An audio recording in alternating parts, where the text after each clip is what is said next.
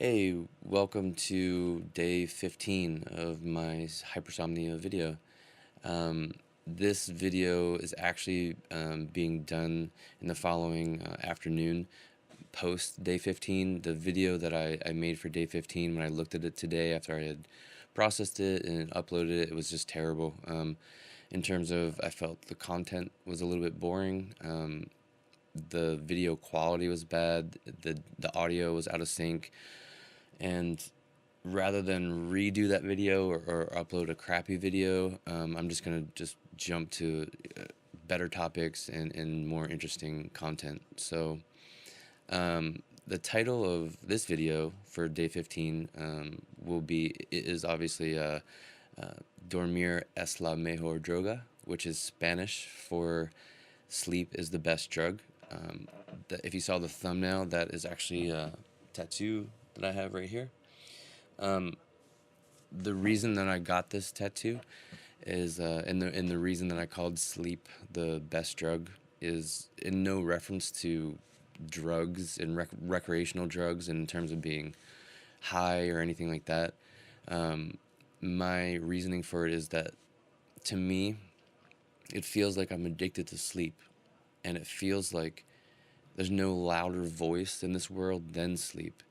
And sleep calls me all the time and somehow pulls me back to it, even though I don't want to go to it, but it always gets me. It's like an addiction, but an addiction that you didn't choose, you never tried or experimented with, and an addiction that you never wanted. So that's the thought behind that, and just kind of ties into how big of a factor sleep is in my life. So the areas that I wanted to touch on today were one, I wanted to say thank God for narcolepsy, and I'll get into that in a minute. Autoimmune diseases, question mark, and lastly the Norepinephrine Blues. So first, I just want to give a big hug and thank you to narcolepsy. Narcolepsy's patients, doctors, researchers.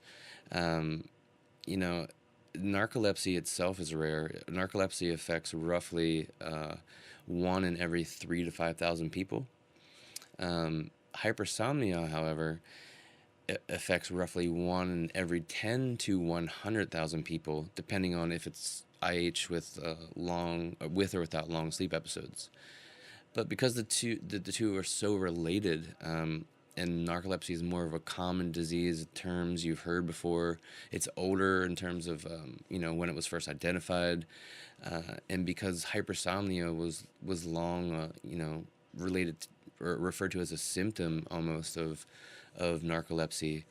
Um, all the tests, all or most of the tests, but most of the current medical research, tests, medications, and treatment plans were all brought about or that are used to treat hypersomnia are only in existence because narcolepsy first existed. Even today, Parkinson's research sheds light into more potential genetic causes and possible treatments for hypersomnia.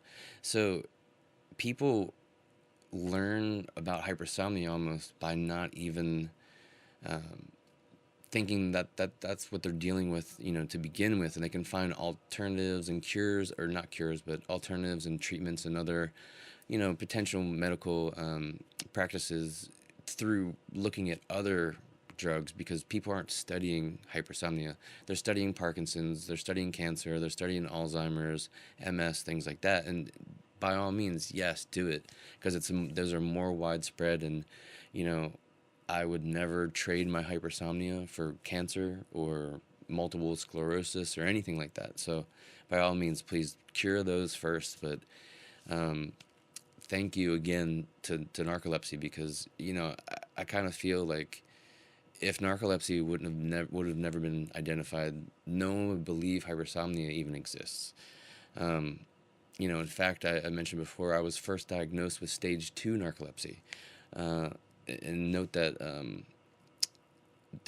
my idiopathic hypersomnia was initially treated with narcolepsy-focused drugs, things that were, you know, historically treating symptoms related specifically to narcolepsy and what they knew about narcolepsy. And hypersomnia, as we know now, has a different, mode of action. And that's what I'm going to get into now. Is I mentioned autoimmune disease or disorder. So let me get there really quick. Yep. So, what is an autoimmune disorder? So, it's an illness that occurs when body tissues are attacked by its own immune system. So, the immune system is set out to seek and destroy invaders of the body, including infectious agents. So, people with autoimmune diseases, they have antibodies in their blood circulating to their brain that aren't supposed to be there and are essentially attacking and maybe even potentially destroying areas of their body, organs, tissues, things like that.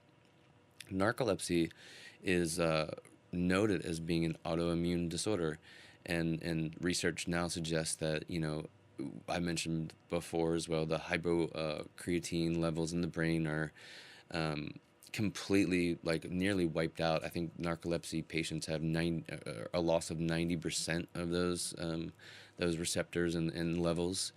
So, is that what hypersomnia is? Is hypersomnia some sort of autoimmune disorder that that has attacked a different part of the brain or damaged something else?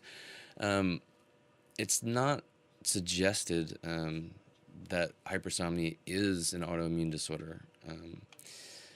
What they're saying hypersomnia is actually potentially a damaged or flawed norepinephrine system.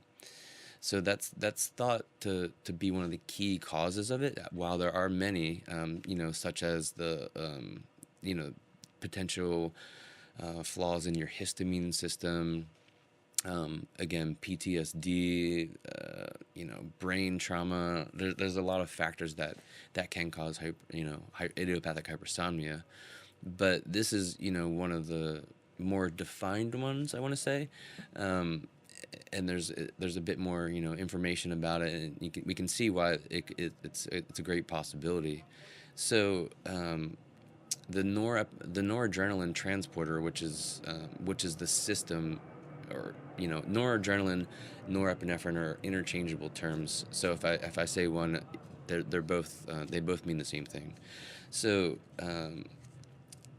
let's see here. The norepinephrine transmitter is responsible for most of the dopamine clearance in the prefrontal cortex. So your frontal lobes, are, your personality, your kind of alertness in a sense of you engaging and interacting with things. It's your mood and your emotions. It's kind of like all that real-time stuff that is developing your personality that's not a biological process of some sort. So what does that mean? So your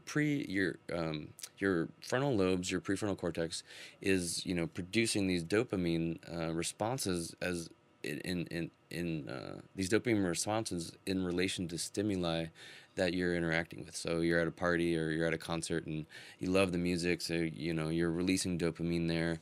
Norepinephrine allows the transport of that dopamine from your frontal lobe, your front brain, to your core brain centers. So the things that are actually storing memories and things that are like responsible for making fear responses. So in general, norepinephrine helps maintain within the brain the arousal and sleep cycle, sleep-wake cycle, attention and memory, behavior flexibility, behavior inhibition, impulse thinking, stress, cognitive control over your thoughts and emotions, neuroplasticity, posture, and balance physically. So all these things, and again, I mentioned in a previous video, dopamine affects these things, norepinephrine affects these things, and just your adrenaline system affects these things, and the acetylcholine affects these things. So again, this is just one potential key culprit. This guy's hands are red, or he's in the lineup, and maybe he was at the scene of the crime, is kind of what it seems. But I just want to, go over it because it's definitely noted. And there's a difference, which I'll get to actually. I'll say that at the end. Okay. So where does norepinephrine come from in the brain, and how is it being used? So historically, it's referred to as the fight or flight chemical. Norepinephrine is like basically adrenaline or epinephrine. It helps wake you up by starting to release itself early in the morning. The stress of your body knows it has to get up. It starts releasing norepinephrine. It releases it in large quantities if you're scared, or you're getting in a fight. Also when you're extremely excited, and it's just being released throughout the day just to help keep you awake and interacting, and your cognitive ability fresh and on point. So the most important source of norepinephrine in the brain is something in a location called the locus coeruleus. So norepinephrine being released here affects the brain in a number of ways. It enhances the processing of sensory inputs, like I mentioned, from your frontal lobes. It enhances attention. It enhances formation and retrieval of both long-term and working memory. Working memory is like, that mid-memory. And enhances the ability of the brain to respond to inputs by changing the activity patterns of the prefrontal cortex and in other areas. So the norepinephrine being produced from the locus coeruleus, which is actually almost at the brain stem, all the way back here. Oh yeah, I chopped off all my hair and looks like shit, but whatever.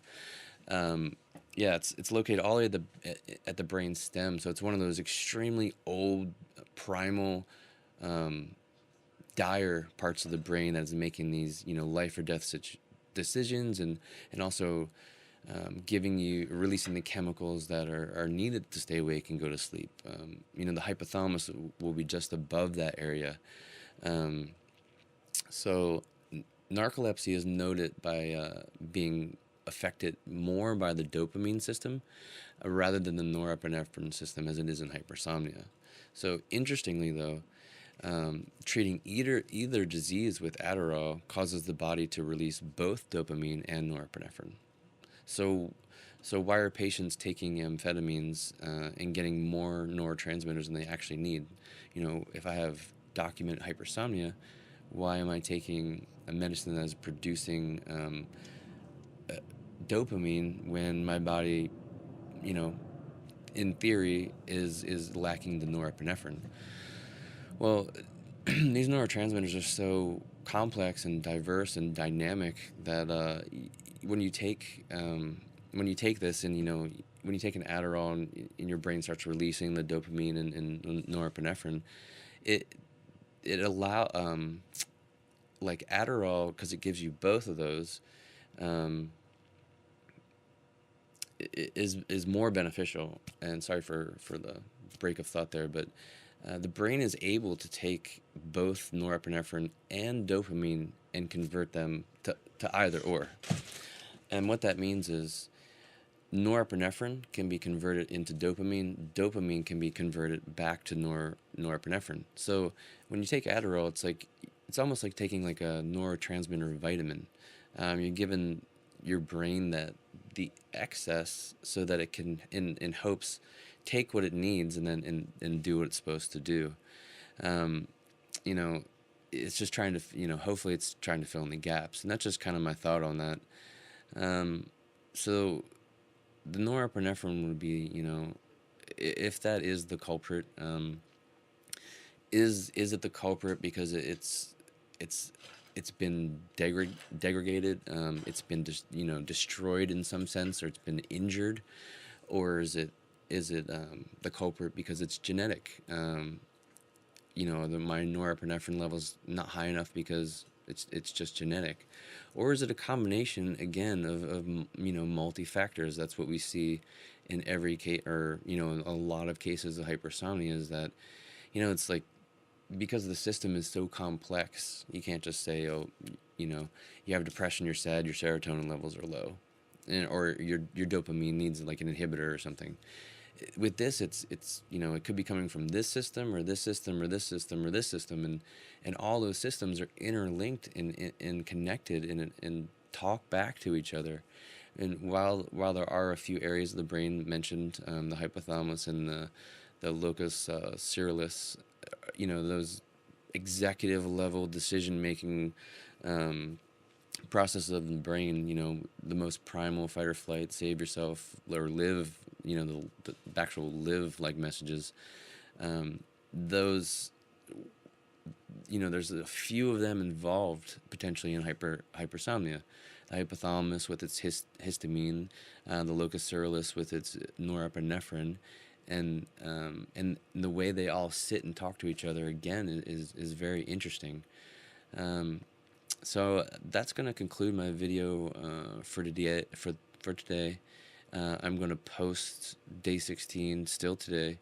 That will come later this evening once I get some more topics and get that going. So my apologies for having to redo the day 15 video and not keeping it true to that, but it just would have been a waste of time. So and that's something that I wouldn't have probably done had not being medicated on Adderall. Like, for one, I probably wouldn't have been able to put the video together, but I wouldn't take the time probably to redo it. So okay, I guess a semi-quick update. Day 15 here, and I feel good today. I was a little bit tired again this morning. It took me a little bit longer to wake up, but once I did, I feel good, and that's it. All in all, the medication dosage increase, I would say I'm leaning towards it's working more than it's not right now. So again, we'll summarize that at the end of all these diaries. All right, thanks.